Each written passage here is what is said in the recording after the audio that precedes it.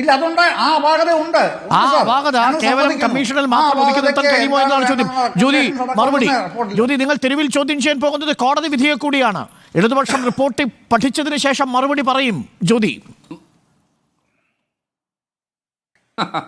നോക്കൂ, എത്ര ബാലിശമായ വാദങ്ങളായി മുന്നോട്ട് വീണ്ടും വീണ്ടും വയ്ക്കുന്നത്.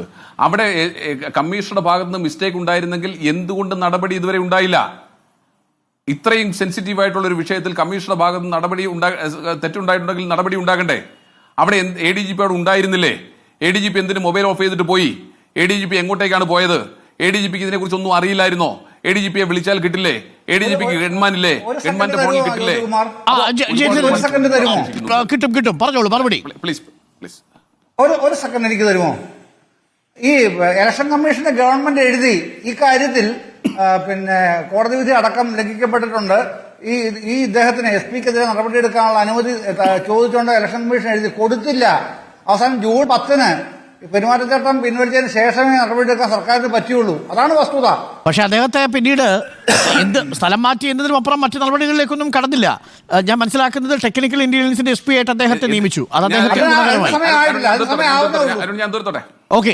ജ്യോതി, നമുക്ക് 1 മിനിറ്റിൽ താഴെ സമയം. ജ്യോതി, 30 സെക്കൻഡ്. അപ്പോൾ ആ രീതിയിലാണ് അദ്ദേഹം പറയുന്നത്. അത് നടപടിയെടുക്കാൻ ഇപ്പോഴും സമയമായിട്ടില്ല, ഞാൻ അകത്തുമില്ല. ഇവിടെ മറ്റേ ജയചന്ദ്രൻ ജയചന്ദ്രൻ പറഞ്ഞു, ഇവിടെ ഞങ്ങളുടെ എല്ലാ സിസ്റ്റവും ഓപ്പൺ ആയിട്ടിരിക്കുകയായിരുന്നു.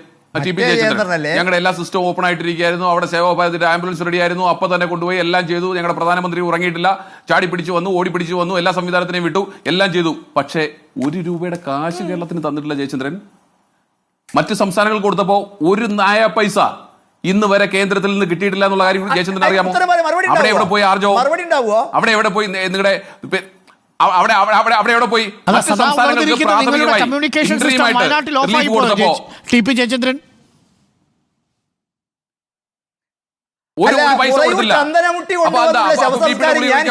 കൊടുത്തില്ല. ഞാൻ കണ്ടിട്ടില്ല ഡോക്ടർ അരുൺകുമാർ മറയൂരിലെ ചന്ദനമുട്ടി കൊണ്ടുവന്നു 75,000 ശവസംസ്കാരം ഞാൻ കണ്ടിട്ടില്ല. 4 കോടി രൂപയുടെ ഭക്ഷണം കൊടുത്തത് ഞാൻ ആന്ധ്രാപ്രദേശിൽ ഒരു മെമ്മോറാണ്ടവും ഇല്ലാതെ പൈസ കൊടുക്കും, ത്രിപുരയിൽ ഒരു മെമ്മോറാണ്ടം ഇല്ലാതെ പൈസ കൊടുക്കും. കേരളത്തിൽ മെമ്മോറാണ്ടം കൊടുത്താൽ 50 ദിവസം കഴിഞ്ഞാലും പണത്തിന്റെ കാര്യത്തിൽ തീരുമാനമാവില്ല. തൃശൂർ പൂരത്തിനുള്ളതിരിക്കുന്ന ജാഗ്രത വയനാട് ചുരുൾമല മുണ്ടക്കൈ മേഖലയിൽ കണ്ടില്ല എന്നാണ് ജ്യോതികുമാർ സൂചിപ്പിച്ചത്. കേരള മുഖ്യമന്ത്രിക്ക് അഭിപ്രായമുണ്ടോ? കേരള മുഖ്യമന്ത്രിക്ക് അരുൺകുമാർ പറഞ്ഞ അഭിപ്രായമുണ്ടോ? ഉണ്ടല്ലോ. എന്തുകൊണ്ട് പൈസ തരുന്നില്ല എന്ന് തെരുവിൽ ചോദിച്ചല്ലോ. ഞാൻ കേരള മുഖ്യമന്ത്രി അഭിപ്രായം അല്ല, ജ്യോതിയുടെ ചോദ്യം പ്രതിപക്ഷത്തിന്റെ ചോദ്യമാണ്. കണക്ക് കൊടുത്തു എന്ന് പറഞ്ഞോ? പിന്നെന്താ, ഓഗസ്റ്റ് 17-ാം തീയതി കണക്ക് കൊടുത്തില്ലേ?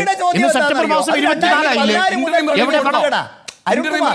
ജ്യോതിയുടെ 2005-ൽ ഉണ്ടാക്കിയ നിയമം ഡോക്ടർ അരുൺകുമാർ 2005-ൽ ഉണ്ടാക്കിയ NDRF നിയമം ലംഘിക്കപ്പെട്ടിട്ടുണ്ടോ? നിങ്ങൾ എങ്ങനെയാണ് ത്രിപുരയ്ക്ക് കൊടുത്തത്? നിങ്ങൾക്ക് ത്രിപുരയുടെ കാര്യത്തിൽ ബാധകമല്ലാതിരുന്നല്ലോ. ഇതെന്തുകൊണ്ടാണ് കേരളത്തിന്റെ കാര്യത്തിൽ മാത്രം ബാധകമായത്? TP ജയചന്ദ്രൻ, അല്ല 2005-ലെ NDRFന്റെ ചട്ടത്തിൽ എന്തെങ്കിലും ലംഘനം ഉണ്ടായതായി അല്ല, അതിനൊരു മറുപടി ആയിട്ടില്ല. TP, നമുക്ക് ആ ചോദ്യം അവിടെ നിർത്തിക്കൊണ്ട് ഈ ചർച്ച ഇവിടെ അവസാനിപ്പിക്കാം. തെരുവിൽ എന്തായാലും അൻവറിനെ ആയുധമാക്കുകയാണ് പ്രതിപക്ഷം. എങ്ങനെ നേരിടാൻ പോകുന്നു ഇടതുപക്ഷമെന്നും BJP എന്നും നമുക്കിനി കണ്ടറിയണം.